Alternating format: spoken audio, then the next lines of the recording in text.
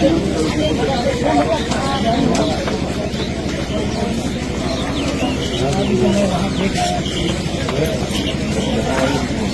नमस्कार, मैं हूं शीतला तिवारी। आइए चलते हैं प्रयागराज। प्रयागराज में माफिया अतीक का नाम तो आपने खूब सुना है। अब माफिया अतीक अहमद और उनके भाई अशरफ अब इस दुनिया में नहीं है। अब एक नाम का जिक्र चल रहा है, शाइस्ता परवीन। शाइस्ता परवीन अतीक की बीबी हैं। 50,000 रुपए का उन पर इनाम है। शाइस्ता परवीन को यह कहा गया था कि जब असद का इनकाउंटर हुआ था तो यह कहा गया था कि शाइस्ता परवीन जो है वह जरूर आएंगी और शाइस्ता परवीन वह आकर के उसके बाद मिट्टी में जरूर शामिल होंगी। लेकिन मैं आपको बता दूं कि शाइस्ता परवीन जो है वह न आई और न मिट्टी में शामिल हुई। लेकिन सबसे बड़ी ताजुब की बात यह है कि अभी छोटे बेटे का जब एक्सीडेंट हुआ तो शाइस्ता जो है वह किस तरीके से मुंह देखने के लिए जनाजे में शामिल हो गई, इस बात को लेकर के गली गली और तरह तरह की चर्चा है। यानी तमाम लोग कह रहे हैं कि इतना पुलिस फोर्स होने के बावजूद शाइस्ता परवीन अपने छोटे बेटे का मुंह देखने के लिए मिट्टी में कैसे शामिल हो गई, इस बात को लेकर के सब अपना अलग अलग जो है राय जो है जिक्र कर रहे हैं। इसी बारे में बृहद बारे में हम आज आपसे जो है चर्चा करेंगे कि शाइस्ता परवीन जो है किस तरह से वह मिट्टी में शामिल हुई और 50,000 की इनामी थी और पुलिस की आंख में धूल झोंक करके वह किस तरीके से वापस चली गई। आप सुनेंगे तो आपके होश उड़ जाएंगे। पूरा वीडियो आप लास्ट तक देखेंगे तो आपके समझ में आ जाएगा। दोस्तों मैं आपको बता दूं कि जब से उमेश पाल के गवाह जो है राजू पाल के गवाह उमेश पाल की हत्या हुई, उसमें जो 2 पुलिस वाले भी मारे गए थे, उस हत्या के बाद से जो है अतीक अहमद के साम्राज्य का जो है पतन हो गया था।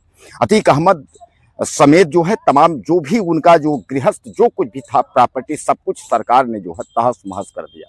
अतीक और उनके अशरफ जो है उनके भाई के आपने देखा था कि रहस्यमयी स्थिति में जो है किस तरीके से वहाँ मेडिकल ले गए थे और उसके बाद जांच कराने के लिए, और वहाँ ताबड़तोड़ जो है कुछ बदमाशों ने जो है फायरिंग की और उसके बाद जो है उनकी मौत हो गई। उसके बाद जो है उनका लड़का जो है असद जो है वह भी चूंकि उसमें आरोपी था और उमेश पाल मामले में बहरहाल यह लोग तो जेल में थे। अब उसके बाद असद का इनकाउंटर झांसी में हुआ था। असद के साथ भी जो है 1-2 इनकाउंटर हुए थे, लेकिन उमेश पाल हत्याकांड में जितने शामिल हुए थे बदमाश सभी का इनकाउंटर हुआ था, केवल गुड्डू मुस्लिम को छोड़ करके। दरअसल गुड्डू मुस्लिम जो है वो भी फरार हो गया। शाइस्ता जो है बेगम यानी शाइस्ता परवीन जो अतीक की बीबी है, तो शाइस्ता 50,000 की इनामी वह भी है, गुड्डू मुस्लिम के ऊपर भी इनाम है। यह दोनों जो है फरार हैं, जो कि आज तक इन लोगों को पता नहीं चला। अब दोस्तों जब असद का इनकाउंटर हुआ तो उस समय यह लगा था कि कहीं ना कहीं शाइस्ता परवीन जो है वह एक बार आएगी और आ करके उसके बाद जो है वह शायद हो सकता है कि सरेंडर करे, लेकिन उसने सरेंडर नहीं किया और न तो पुलिस से कहीं उसकी साठगांठ हुई, ऐसी कोई बात भी नहीं हुई।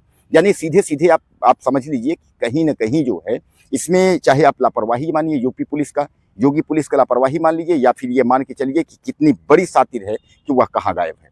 यानी असद के इनकाउंटर के बाद जो है ऐसा कुछ नहीं हुआ कि शाइस्ता परवीन जो है वह मिट्टी में शामिल हो। उसके पहले भी लोगों ने यह कहा था कि अतीक अहमद और अशरफ वाले में कार्यक्रम में भी जो है शाइस्ता परवीन आ सकती है, कोई अता पता नहीं।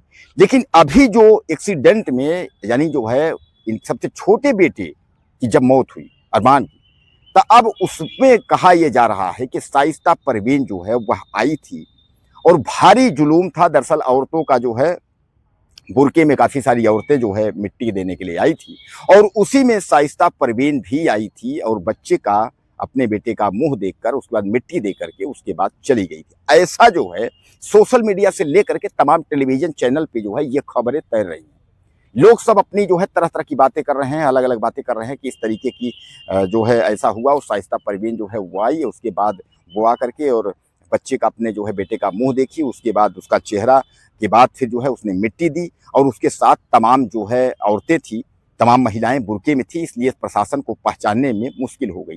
दरअसल मैं आपको बता दूं जिस वक्त जो है ये कब्र यानी मिट्टी पर का कार्यक्रम चल रहा था, उस समय जो है आपसे बताएं कि गिने चुने उनके रिश्तेदार और वो सब लोग थे। प्रशासन जो है वह केवल भीड़ नियंत्रण में लगा हुआ था कि किसी भी प्रकार का जो है दिक्कत ना हो, तो भीड़ कंट्रोल कर रहा था। उसके बाद जो है वहाँ उतना निगरानी नहीं थी।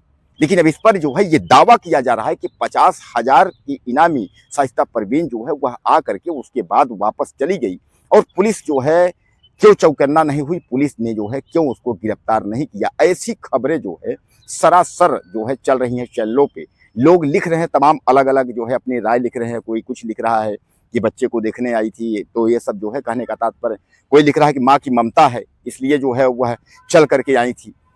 तो दोस्तों इस तरीके की जो खबरें हैं इस पर जो है अभी तक आधिकारिक की अगर हम बात करें, लिखित जानकारी की बात करें या स्पष्ट किसी की जानकारी की बात करें तो ऐसा कुछ नहीं है। सबने जो है अफवाहें उड़ाई है और चारों तरफ अफवाह है। ऐसा कुछ नहीं है कि शाइस्ता परवीन जो है उस कार्यक्रम में आई थी, यानी मिट्टी के समय आई थी, ऐसा कुछ भी नहीं है। क्योंकि मैं आपको बता दूं कि हर चैनल पर, यूट्यूब पर या आप देखेंगे कहीं कोई लिख रहा है कि शाइस्ता परवीन जो है गिरफ्तार हो गई, कोई लिख रहा है मुठभेड़ हो गया, कोई कह रहा है कि वो पकड़ी गई, कोई कह रहा है आएगी। यानी कहने का तात्पर्य यह है जिसके जो मन में आ रहा है वो अपना जो है लिख रहा है। लेकिन ऐसी सटीक जानकारी या ऐसी सही जानकारी अभी शाइस्ता के बारे में अभी किसी ने नहीं दिया है, न इस तरीके की कोई जानकारी है। लोग अपनी अपनी राय रख रहे हैं, लोग अनुमान लगा रहे हैं। लोग अनुमान लगा रहे थे कि शायद है कि शाइस्ता जो है आए, लेकिन कुल मिला के आप जानते भी हैं कि भाई जिसके ऊपर इनाम 50,000 का इनाम है, सामान्य बात है। पुलिस चौकन्ना है, योगी पुलिस है, चारों तरफ से वो देख रही है।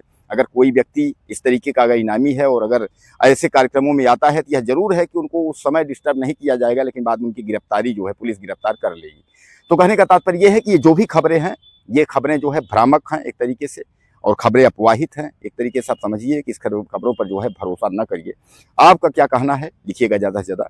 चैनल को सब्सक्राइब करिए। अगली वीडियो में